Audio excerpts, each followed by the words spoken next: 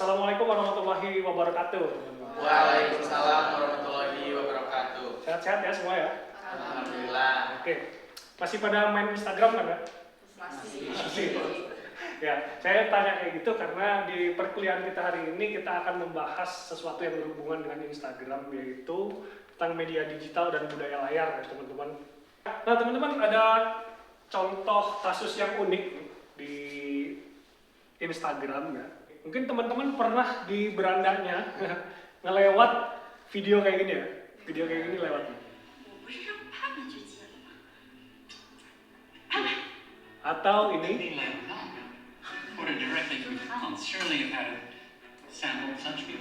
Atau yang seperti ini. Atau yang ini ya. Dan banyak lagi lah macamnya. Ini hanya beberapa contohnya saja ya. Nah, apaan sih ini sebenarnya? Ini ternyata bukan postingan ya. Bukan postingan, bukan konten video, tapi ini film ya. Film yang dibikin dalam bentuk vertikal ya. Ada yang pernah lewat di berandanya? Sering ya. Yang ingin kita bahas hari ini ya teman-teman, lah kok bisa sih orang ini ya, atau si perusahaan ini bikin video vertikal, film vertikal. Sebenarnya apa yang dia cari sehingga dia memutuskan untuk film vertikal ini akan menjadi peluang bisnis gua. Kenapa nggak bikin kayak Netflix saja? Kan dia mampu juga sebenarnya perusahaan itu. Ada banyak sekali alasannya teman-teman. Dan hari ini ya kita coba telusuri sebenarnya apa peristiwa yang mendasari hadirnya film vertikal ini. Ya. Kenapa kita harus bahas itu? Karena di kajian film itu teman-teman salah satu pembahasan dari ontologi. Ya. Ontologi ini adalah eksistensi dari film sebuah fenomena. Di sini film vertikal ya. Adalah pertama hakikatnya. Ya, hakikatnya. Naturnya dari film vertikal itu di mana sih? Kayak apa sih? Atau definisinya film vertikal itu seperti apa? Kemudian asal usulnya, asal usul dia ada itu seperti apa? Kemudian yang ketiga struktur filmnya, apa yang harus ada dalam fenomena itu dan apa yang sebenarnya nggak harus ada. Apa yang membuat si fenomena itu disebut sebagai film vertikal. Yang keempat adalah hubungan antar entitas ya, di dalam struktur. Nah hari ini yang kita bahas cuma asal muasal. Asal muasal. Udah kebayang belum asal muasalnya dari mana ini? Film vertikal ini? Belum. Film vertikal. Belum. Oke, kalau gitu kita coba kaji ya si film ini menggunakan satu metode ya, yaitu 5 why lah begitu ya kurang lebih. Kita akan pertanyakan mengapa. Ya, mengapa film vertikal ini ada? Oh karena ini. Ya kenapa ini ada? Oh karena itu. Ya kenapa itu ada? Dan seterusnya sampai 5 kali. Maka kita akan menemukan jawabannya kenapa dia bisa ada. Kira-kira kenapa si perusahaan ini memutuskan untuk bikin film vertikal? Karena mungkin biar sekarang kan kebanyakan orang pakai HP, aktif di TikTok, Instagram dan sebagainya. Jadi mungkin cara mereka ibaratnya kayak menjualnya tuh dengan cara membuat film yang vertikal gitu. Nah, betul banget apa yang dibilang siapa tadi, Adi ya, bahwa media sosial ini adalah tekanan utama dari terbentuknya film vertikal. Kenapa? Karena memang si Instagram lah, kita ambil Instagram ya sebagai contoh kasusnya. Instagram ini dia punya default format yaitu vertikal. Padahal sebenarnya Instagram sendiri itu juga memberikan keterangan bahwa dia ada toleransi boleh bikin film yang horizontal dari format yang kayak bioskop yang gepeng banget sampai yang sedikit lebih tinggi dari 9:16. Tapi kalian bayangin kalau ada yang bikin film panjang kemudian diupload ke Instagram yang bentuknya gepeng kayak di bioskop, betah nggak kamu nontonnya? Kenapa? Karena di Instagram itu kan kalau kita rotate ya, layarnya, dia kan nggak adaptable, si videonya nggak menyesuaikan kayak di YouTube. Yeah. Kalau di YouTube kan kita nonton horizontal gitu ya. Pada saat HP-nya berdiri, pas HP-nya digulingin, di rotate, dia jadi horizontal menyesuaikan. Instagram nggak kayak gitu. Sehingga satu-satunya format yang bisa memaksimalkan video, ya cuma vertikal. Akhirnya orang berbondong-bondong bikin kontennya vertikal supaya maksimal si layarnya. Nah, tapi kenapa si Instagram ini menjadikan format vertikal sebagai format bakunya? Nah, itu pertanyaannya. Karena kalau misalkan vertikal mungkin manusia megangnya HP-nya lebih enak gitu. Oke. Kalau misalkan rebahan kan juga bisa. Tapi kalau misalkan Oke. Berarti ini ergonomi smartphone. Kan kita kalau pegang HP kan ponselnya kan memang didesain untuk praktis kan, bisa digenggam hanya dengan satu tangan. Kalau dua tangan ya repot dong kan gitu. Makanya dia gini. Ya. Dan kebetulan memang smartphone juga layarnya vertikal kan.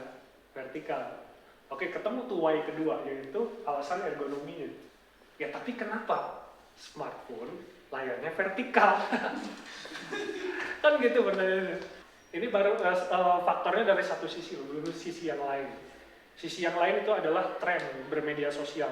Selain Instagram juga ngeset itu sebagai format baku, di sisi lain juga ada pengguna Instagram yang memang pinginnya kontennya itu konten vertikal.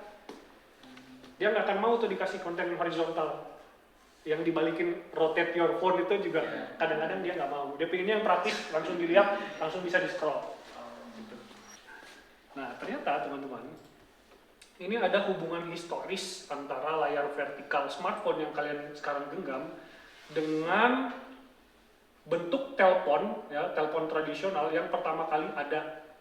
Jadi, kalau kita telusuri jauh ke belakang, ya, telepon itu ya didesain speaker sama mikrofonnya itu dalam posisi vertikal, teman-teman. Kenapa vertikal? Karena anatomi tubuh manusia dari telinga di atas dan mulut ke bawah gitu. Oke, kalau relasi layoutnya kalau di DKV itu atas bawah, ya. Sebenarnya sih diagonal gitu. Cuma kan kadang-kadang orang nelpon duduk gini, ya, sehingga handheld, ya, itu di desainnya seperti itu, vertikal gitu. Nah ini. Dan ketika telepon ini dikembangkan lagi menjadi ponsel yang lebih mobile gitu, relasi layout atas bawahnya tetap dipertahankan.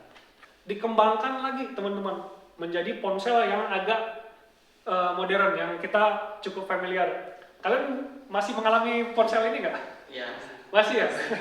Ketika HP ini dikembangkan, tetap relasi layoutnya masih dipertahankan. Speaker di atas, mikrofon di bawah.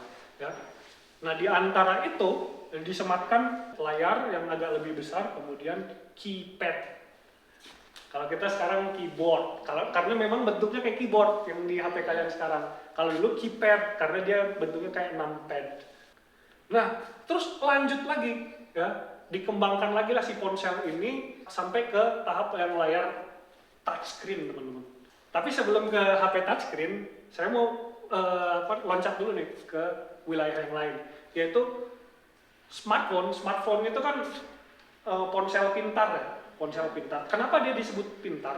Karena tugasnya, ya, tugas dia sebagai HP sudah lebih dari sekedar messaging atau berkirim pesan dan menelpon. Dia sudah bisa melakukan aktivitas yang komputer bisa lakukan. Itulah kenapa dia disebut smartphone. Nah, ditandai dengan adanya operating system. Dulu komputer itu didesain sedemikian rupa agar lebih kecil dan bisa digenggam, bahkan bisa digenggam dibawa kemana-mana. Sehingga hadirlah yang namanya PDA, teman-teman. Personal Digital Assistant. Cuma PDA ini dia komputer doang, belum bisa nelpon sama messaging. Kesininya di tahun 2000-an itu dia mulai ada yang bisa nelpon. Kalau kita cari di banyak referensi, PDA inilah yang sebenarnya menjadi nenek moyangnya dari smartphone. Ya. Karena akhirnya si PDA, teknologi PDA ini ketemu dengan teknologinya ponsel yang bisa ke messaging sama calling, ini cuma bisa komputasi doang. Ketemulah dia di satu titik, digabungkan ya menjadi sebuah ponsel yang juga bisa fungsi komputasi, yaitu smartphone. Dan pertama kali perintisnya itu salah satunya yaitu iPhone. iPhone generasi 1 alias iPhone 2G. Ya, iPhone 2G itu awal mulanya ya. Nanti disusul lagi dengan BlackBerry ya. Nah itu awal mulanya. Dapat ya. Nah itu Udah ngalamin iPhone 1? Saya nggak ngalamin. Ngelihat ya, cuma punya sih enggak ya. Nah, terus kok bisa ada budaya menonton vertikal atau memproduksi konten secara vertikal? Awal mulanya juga dari si iPhone ini, karena HP-HP sebelumnya, ya ponsel-ponsel sebelumnya, itu walaupun digenggamnya vertikal, tetap aja dia kalau mau foto atau mau ngambil video, itu dibalikin HP-nya, terus dia moto. Nah, tandanya ini teman-teman, ini contoh HP yang ada ketika iPhone 1 launching, yaitu Nokia N95. Ini dia lagi ngerekam video, ya. Lagi ngambil foto ya. Kalian lihat ini layoutnya, semuanya horizontal, berbaring dia, nggak ada yang berdiri gitu. Dan di konten-konten pada tahun tersebut, di tahun 2007 itu, orang-orang pada bilang bahwa kedepannya media itu akan tetap dikonsumsi secara horizontal. Ternyata di luar dugaan. iPhone 2G ini pertama kali diluncurkan, dia cuma bisa moto doang, nggak bisa video. Yang bisa video itu baru 3GS. iPhone 3GS. Nah ya, pertama kali ini ada ya, kita motonya cuma bisa vertikal, nggak bisa horizontal. Nah akhirnya orang kebiasaan lah, mulai terbiasa untuk ngambil gambar secara vertikal, sampai akhirnya muncul iPhone 3GS yang sudah bisa video. Mereka udah terlanjur kebiasaan ngerekam dalam format vertikal. Faktor kedua adalah, kan di HP sebelumnya kan ada layar sama keypad ya. Yeah. Nah, ini kan full screen. Keypadnya ada di mana? Keyboardnya ada di mana? Keyboardnya ya, keyboard di HP ini, di ponsel ini, sudah dalam bentuk keyboard virtual. Dan keyboard virtual ini bisa disembunyikan ketika kita tidak menggunakannya. Sehingga pada saat keyboard disembunyikan, kita bisa menikmati media yang ada di semua aktivitas itu bisa kita lakukan dalam bentuk full screen tanpa dihalangi keyboard seperti ini, seperti yang N95 tadi. Ya, disitulah awal mulanya kita mengkonsumsi media secara full vertikal. Akhirnya apa-apa pinginnya full screen aja gitu, biar nyaman gitu, biar bisa kelihatan semuanya.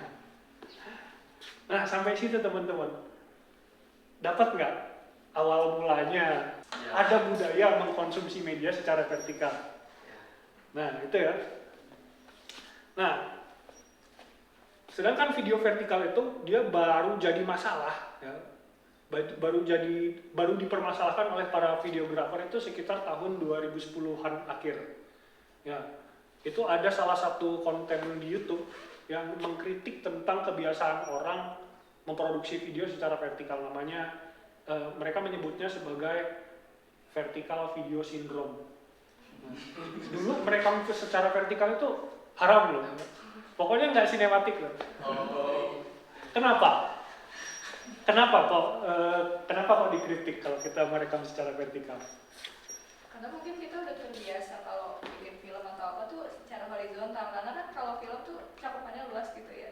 Nah kalau vertikal tuh cuma satu gitu, kayak tadi contohnya film apa yang tadi, itu kan cuma satu orang doang gitu ya. Betul. Nah kan kita biasanya kalau film tuh harus ngeliat ini orangnya yang mana aja yang di-shoot gitu, jadi kan kita sebagai filmmaker. Stop. Kenapa kita harus melihat juga orangnya yang mana aja? Kan? Ini menarik ini.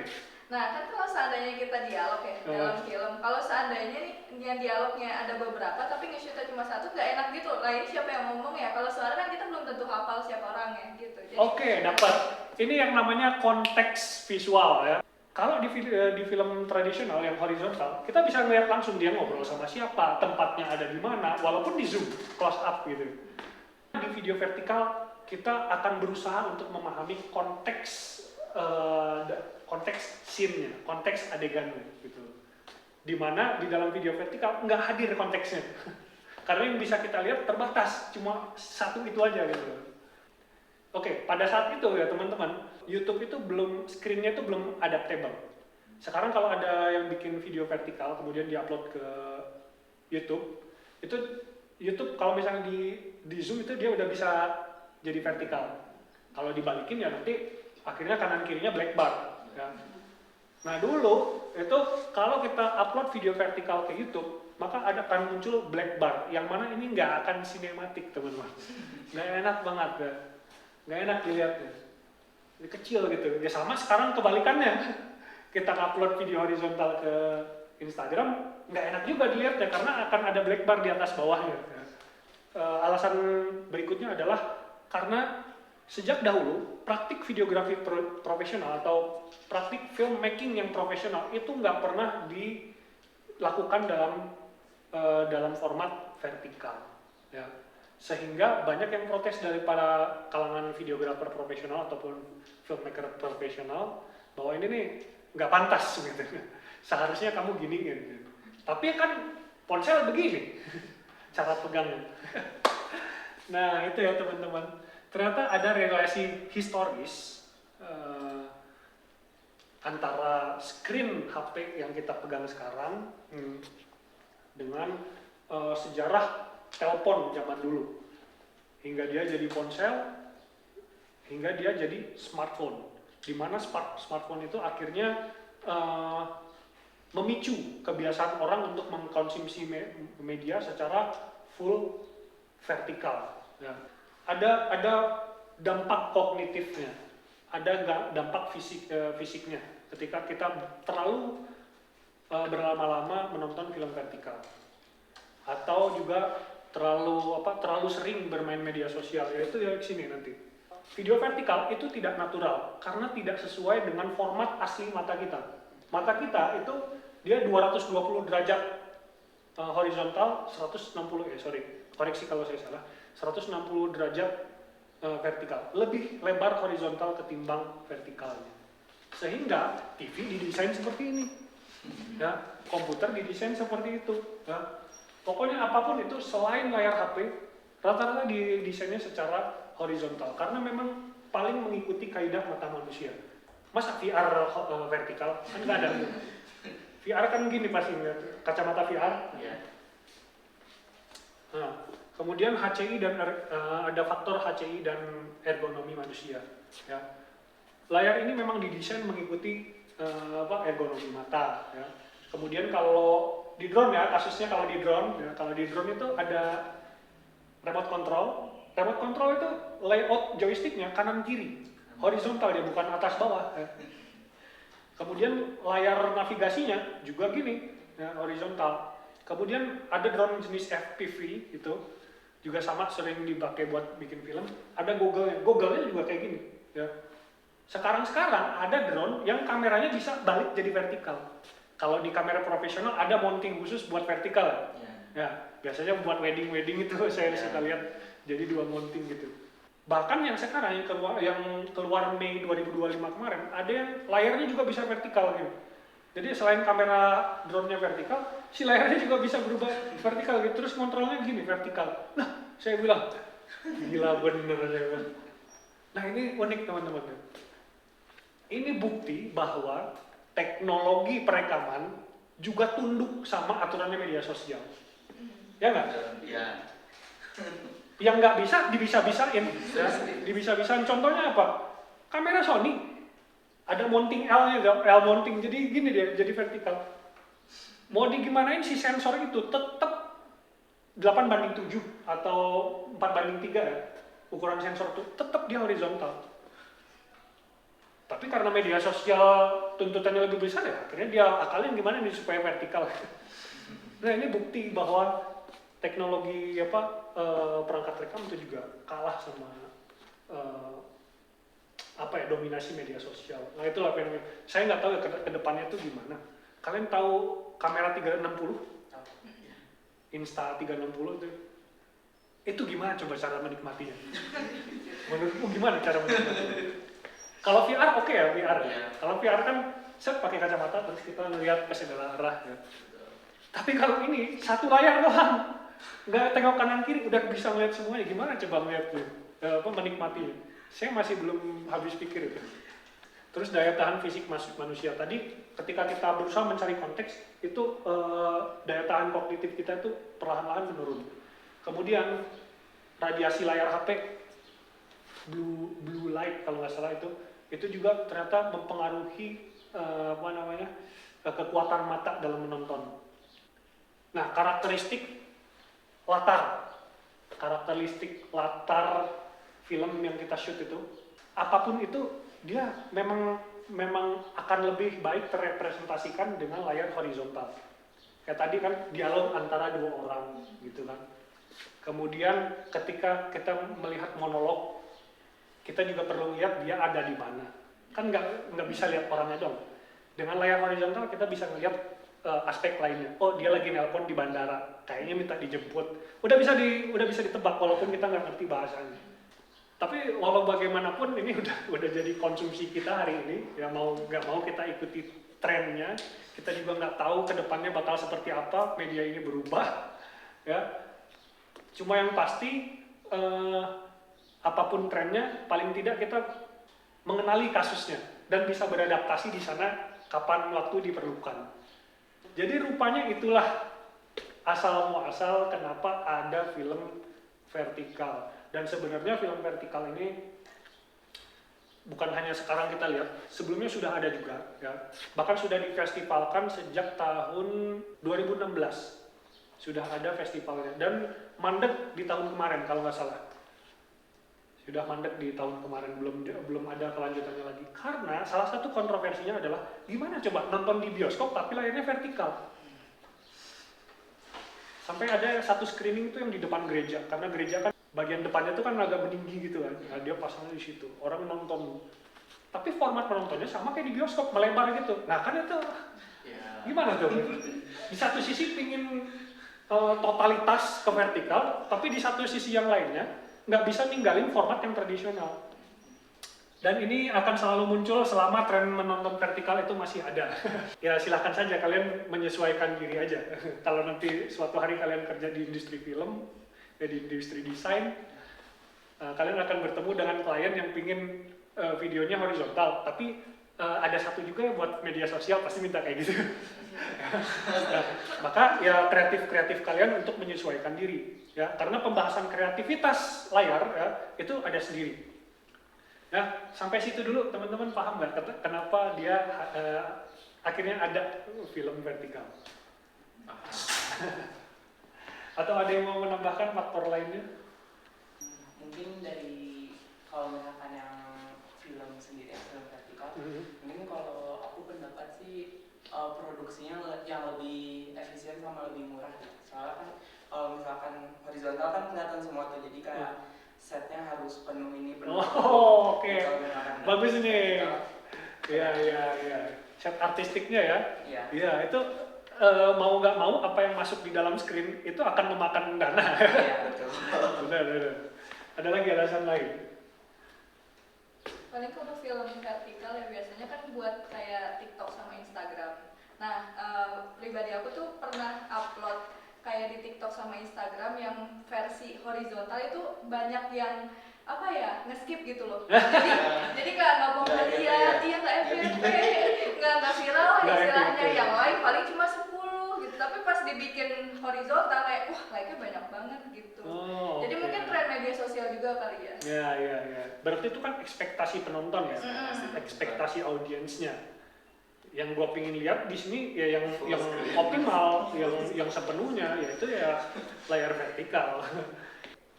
Mungkin yang lainnya adalah produksi film vertikal itu bisa dimaklumi kalau diproduksinya juga pakai perangkat-perangkat yang udah otomatis bisa vertikal, yaitu HP, sehingga produksinya bisa lebih murah ya. Nah, ketimbang yang mau produksi film kayak gini pakai Alexa, coba pakai Alexa LF kan orang juga mikir 2 kali ya. Ya coba kamu renungkan ya, mau produksi film kayak gini pakai Alexa LF multi kamera lagi. Itu nyewanya berapa ya? Hanya untuk film yang akhirnya dipotong gitu. Sedangkan Alexa LF itu begitu gitu. Itu kan gede banget sensornya. Memang sengaja dibikin gede agar bisa nangkep semuanya secara luas gitu, bukan disempitin. Ya, kan mikir 2 kali orang mau pakai kamera profesional, akhirnya yang murah-murah pun jadi. Ya. Jadi secara biaya produksi bisa lebih murah. Nah, kira-kira seperti itu teman-teman. Ada yang mau ditanyakan?